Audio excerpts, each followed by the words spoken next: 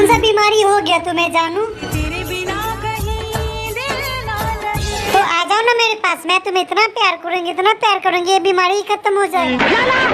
तो सही बात क्या है तुम ही बताओ। लगता है बचपन में तूने अपनी माँ का दूध नहीं पिया। अरे मैंने तो अपनी माँ का दूध पिया है और मैंने कितनों को पिलाया भी है। अरे जानू मैं अभी तक प्रेग्नेंट नहीं हुई और तुम कैसे हो गए?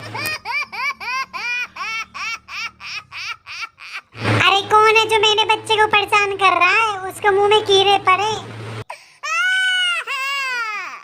जो मेरे बच्चे को परेशान करेगा उसके बाप से शादी कर लूंगी मैं। सब उजड़ा। अरे ये फिर से कौन सा बीमारी हो गया तुम्हें जान?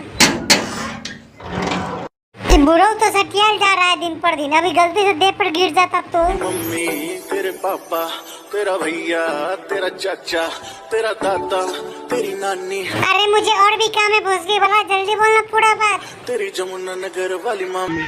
सबकी दावत है, शर्मा जी चौथी शादी कर रहे हैं। अरे भाई साहब ये तो बहुत अच्छी खुशखबरी दिया है आपने। मैं तो अपने पूरे खानदान को लेकर जरूर आऊंगी और आज तो खाना भी नहीं बनाना पड़ेगा। और भाई लोग आप लोग जाने